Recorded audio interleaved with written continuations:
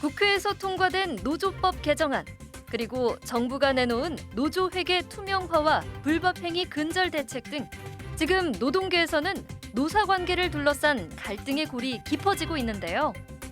노사가 공존할 수 있는 노동개혁, 어떻게 이뤄야 할까요? 이정식 고용노동부 장관과 이야기 나눠봅니다. 네, 윤석열 정부는 국정과제 중 3대 개혁 과제로 교육, 연금과 함께 노동 분야를 꼽았는데요. 현재 노동계는 노조법 개정, 근로시간 조정 등 해결해야 할 현안이 많은 상황입니다. 노사가 치열하게 대립하는 현안들이 산적한 가운데 노동개혁을 어떻게 이뤄나가야 할까요? 이정식 고용노동부 장관 모시고 이야기 나눠보겠습니다. 안녕하세요. 네, 안녕하세요. 감사합니다. 또 장관님께서는 30여 년 동안 노동계에서 활동하셨습니다. 장관이 되셔서 직접 현안을 부딪혀 보시니까 좀 어떻습니까? 소회를 좀 듣고 싶습니다. 예, 우리나라 노동시장과 노사관계 현안을 보면서 참 착잡하고 예. 어깨가 무겁다는 생각이 듭니다. 네. 현재 우리 노사관계를 둘러싼 환경은 네. 빛의 속도로 바뀌고 있습니다. 네. 그러니까 디지털 혁명, 저탄소 혁명, 네. 그다음에 인구 구조가 저출생 고령화 예. 뭐 이런 식으로 바뀌고 있는데 우리의 제도의식 관행은 네. 여전히 70년대 또는 36년 전에 머물고 있다. 이게 무슨 말씀이냐면 네네. 70년 전에 획일적이고 경직적인 공장법 같은 네. 근로기준법이 만들어졌습니다. 그게 53년도죠. 네. 그 6.25 전쟁 이후에 휴전협정 맺을 때. 정말 오래됐네요. 그게 지금까지 네네. 되는 거고요. 예. 그다음에 노사관계는 우리가 36년 전에 87년 노동체제라고 하는데 예.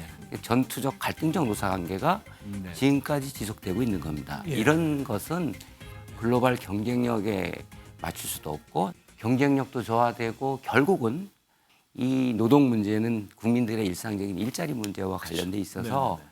지금 이 골든타임을 놓치면 다시는 우리가 경쟁력을 회복하고 노사가 상생, 협력해서 지속적으로 발전하기 어렵습니다. 네. 그래서 지금 무거운 마음으로 노동개혁에 매진하고 있습니다. 지난 21일 화요일이었죠. 그 국회 환경노동위원회 전체 회의에서 노조법 2, 3조가 개정돼서 통과가 됐습니다.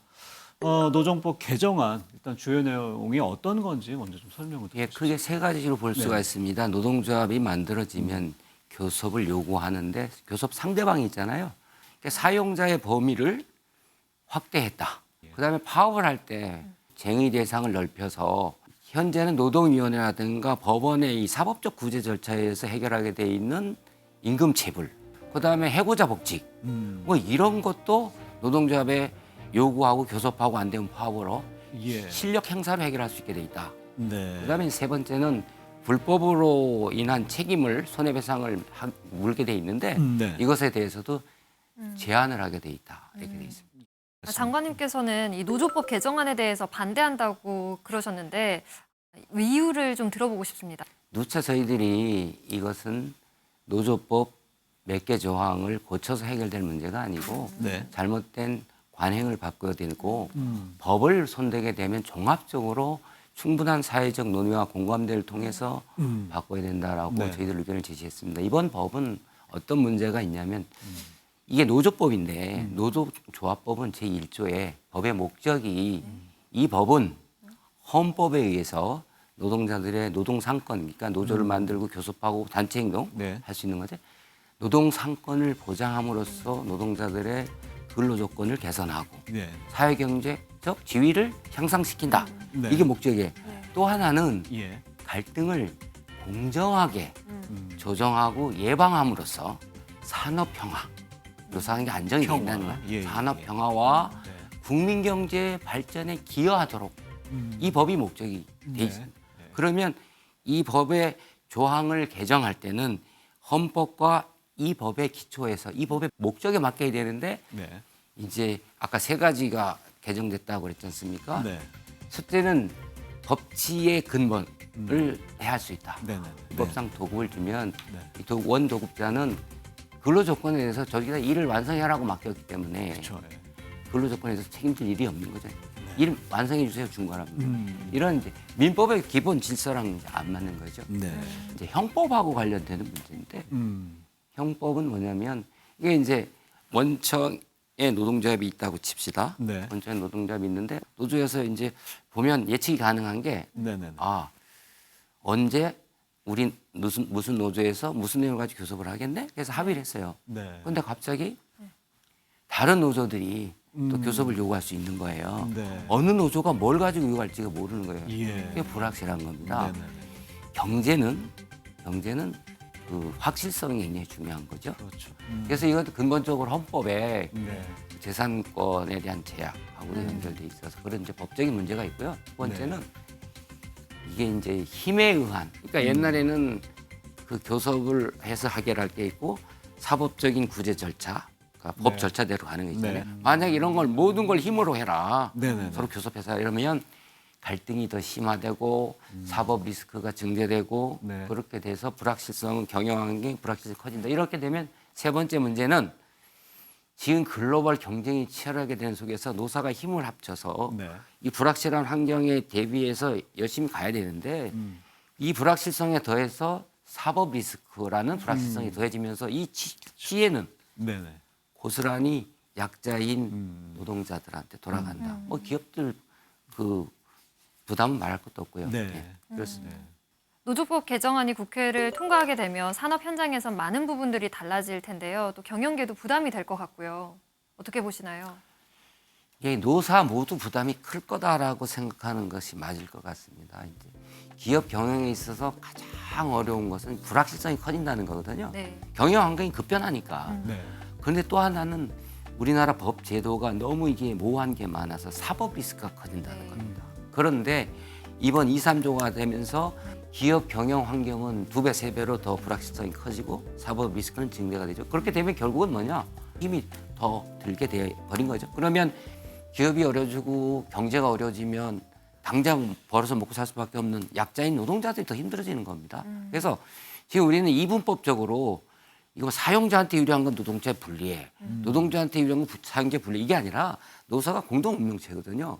그래서 특히 어려운 노동자들은 이번에 경제 불확실성, 사법 리스크 커지면서 기업 경영이 어려워지면 고스란히 피해를 입게 될 수가 있다 생각합니다. 정부는 특히 건설 현장을 자세하게 들여다보고 있는 것 같습니다. 거기 그 현장에서 어려움에 대해서 불법행위 근절 대책이라고 해서 내놓으셨는데요. 어떤 내용들이 있는지 말씀해 주시죠. 이 범부처 합동으로 하고 있습니다. 네. 국토부, 그다음에 경찰, 네. 그다음에 노동부가 하고 있는데 저희들은 가장 그 중요하게 보는 것은 이제 제도 개선이 하나 있습니다. 네. 제도 개선은 채용 과정에서 공정하지 않은 것들은 지금 과태료를 물리게 돼 있는데 이 내용을 확대 강화해서 공정채용법으로 절차뿐만 아니라 뭐 서류를 조작한달지 채용을 네. 강요한달지 이런 그 불법 부당한 행위는 그 공정하지 않은 걸로 해서 형벌적 제재를 가하려고 네. 하는 것이 있고요. 또 하나는 지금 이제 노사 온라인 부주의 신고 센터를 저희들이 지금 가동을 하고 있는데 거기에는 그 노사의 부당한 행위, 예. 부조리, 불법 행위를 신고를 받고 있습니다. 예. 그래서 거기에 보면 뭐 공짜 노동, 임금 체불도 네. 있지만 이 건설 현장에 불법 부당한 관행도 신고를 받고 있어서 네. 저희들이 조사를 해서 뭐 시정 명령도 내리고 네네네. 법대로 조치를 할 것이고요. 3월 달부터는 2개월간 건설 현장의 부당 불법 행위에 대해서 기획 감독을 할 예정입니다. 그래서 부당한 행위, 단체 협약에 위법한 사실 이런 것들 다 그 개선해 나갈 겁니다. 네, 네. 건설 업계에 계신 분들의 말씀을 들어보면 그런 부당하다고 생각하는 그 행위에 대해서 눈치를 보는 그런 분위기였습니다.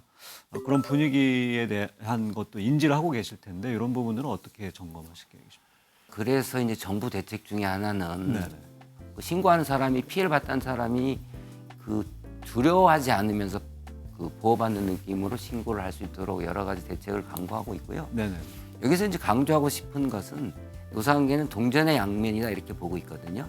노동조합은 기업을 비추는 거울이다 얘기를 하고 네네네. 있어서 또 하나는 상당 부분 노동조합의 그 부당 불법 행위는 사용자의 불법 부당 행위랑 맞물려 있고 그렇죠. 그것을 꼬투리 네, 잡아서 맞습니다. 한다는. 그래서 네네.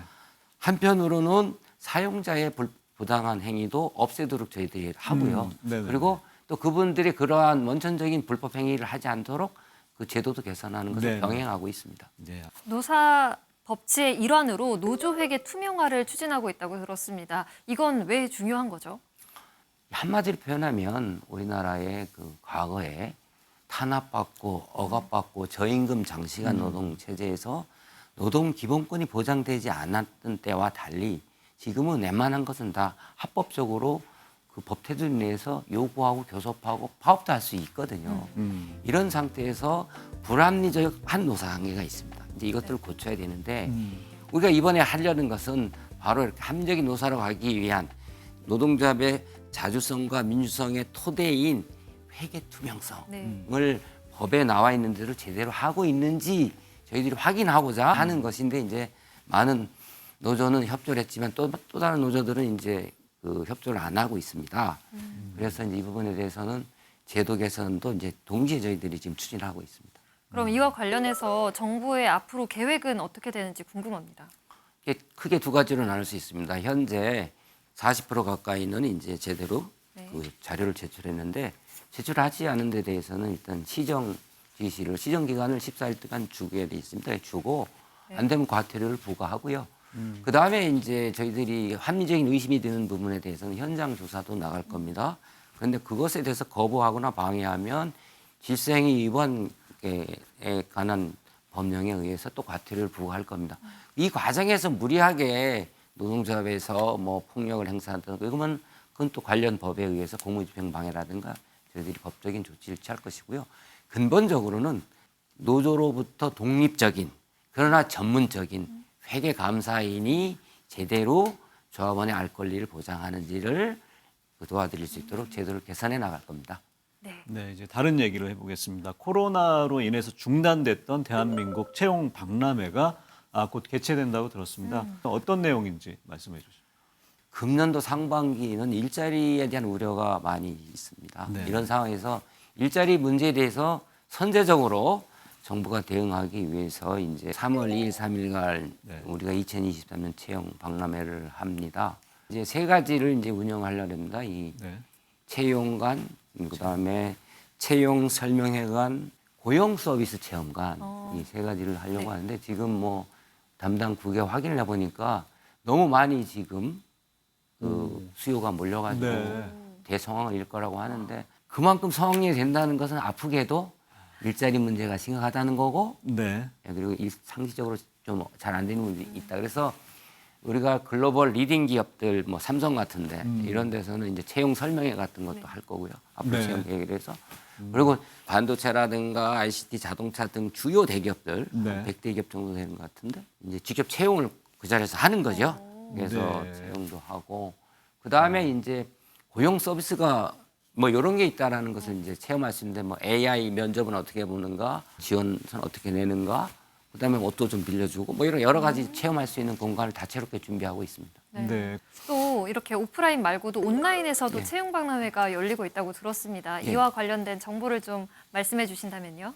예, 그 오프라인과 병행해서 이제 온라인으로 한 300여 개 기업들이 이제 정보를 제공하고 우리는 이렇게 사람을 구합니다라고 이제 구인 정보를 제공하고 있기 때문에 일자리를 구하는 분들이 바로 그 정보를 보고 네. 일자리를 구할 수 있고 정부에서는 또 그거 연계해가지고 고용 서비스를 지원함으로써 일자리를 찾는 분과 사람을 구하는 분들을 매칭을 시켜주려고 하고 있습니다. 네.